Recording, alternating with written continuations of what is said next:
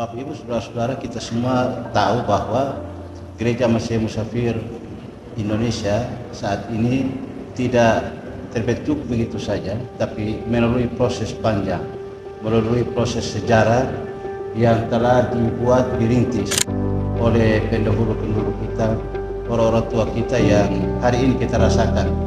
Peristiwa bersejarah ini diawali pada tahun 1947. Bahwa pada tahun 1947 itu Bapak Daud Tumanau telah menyelesaikan studinya di sebagai guru Injil, dan dia boleh kembali ke Kupang. Dan setelah mendengar Bapak Daud Tumanau berada di Kupang dan mendapat satu kehormatan menjadi guru Injil, maka beberapa tokoh yang ada di Nun Bondela, Nun Bong Sabu, mereka mengadakan satu musyawarah bersama, yaitu boleh saya katakan beberapa tokoh penting itu Bapak Domitianus Suma, Bapak Thomas Raga, Bapak Hofni Bela, Bapak Timotius Karimanu, Bapak Daud Alexander Hajo, Bapak Wilhelm Sajo, Bapak Hans Ladang, Bapak William Matrimin, Bapak Cornelis Risi, dan Bapak Andreas Lengku. Mereka itu kurang lebih 10 orang. Mereka mengadakan musyawarah di rumah Bapak Timotius Tarimanu. Singkat cerita atau singkat sejarah yang dapat saya sampaikan, mereka sepakat untuk meminta kesediaan daripada Bapak Daud Tumanau untuk menjadi pendeta pada kelompok mereka waktu itu. Nah, antara tahun 47 sampai 50 itu bukan saja antara tokoh-tokoh yang ada di Nun Bondela, Nun Bong Sabu, tapi namun saya juga ada bergejolak, ingin berdiri sendiri atau ingin mendirikan gereja sendiri. Terjadi keinginan besar itu yang dipimpin oleh Bapak Daniel Panda. Kemudian singkat cerita Bapak Daniel Panda bersama-sama dengan beberapa tokoh jemaat di situ mendirikan jemaat Bethesda, Namosain Asali. Yang sekarang ini Bethesda, dulunya namanya Namosain Asali. Itu berdiri pada tanggal 22 November tahun 1950. Kemudian perjalanan terus berjalan. Pada bulan Agustus itu utusan daripada kelompok yang saya sebutkan tadi, Bapak Andreas Hajo, Bapak Daud Alexander Hajo, Bapak Wilhelm Sajo, Bapak Aslada, dan beberapa orang datang kepada Bapak Daud Tumanau menyatakan agar Bapak Daud Tumanau menjadi pendeta pada kelompok yang mereka inginkan itu. Dan Bapak Daud Tumanau mengiyakan itu, dan kemudian dalam proses itu mereka sepakat untuk beribadah pertama kalinya pada tanggal 17 Desember tahun 1950.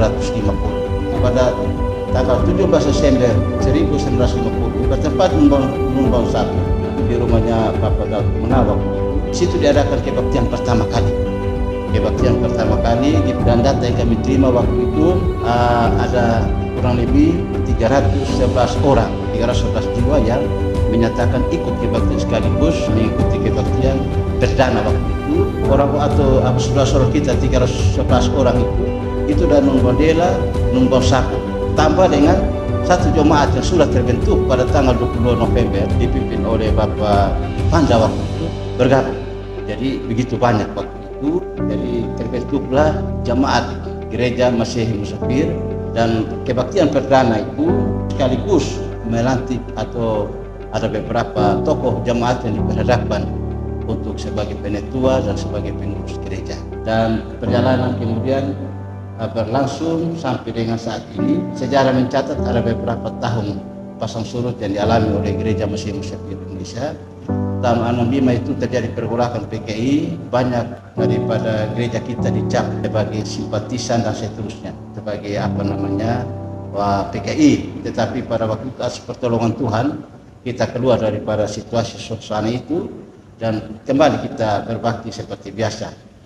Dua tokoh penting yang waktu itu untuk urusan keluar atas fitnahan yang diberikan kepada Gereja Masih Musafir sebagai gereja yang diwarnai dengan PKI.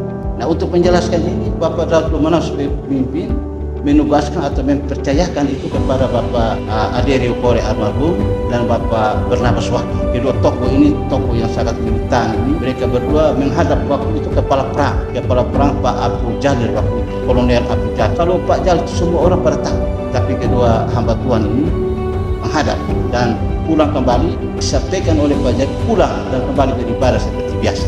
Jadi atas pertolongan Tuhan, kedua orang tua kita, Bapak Wake dan Bapak Aderi Pore, kembali berhasil dan kita bergereja seperti biasa.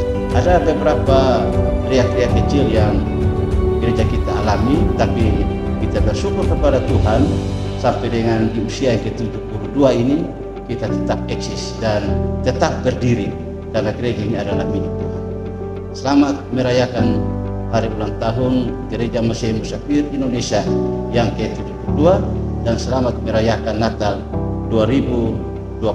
Kiranya Tuhan memberkati kita dan harapan kita agar kita semua menjadi alat berkat dalam tangan kasih. Diberkati untuk diberkati. Dengan penuh rasa syukur kami mengucapkan selamat ulang tahun. Selamat ulang tahun. Selamat ulang tahun. Selamat ulang tahun. Selamat ulang tahun Gereja Masehi Musafir Indonesia, Jemaat Persaudaraan yang ke-72. Semoga GMI di usia 72 tahun ini berkomitmen untuk berlayar maju menuju ke pelabuhan Tuhan dan menjadi gereja yang kuat dalam kesatuan.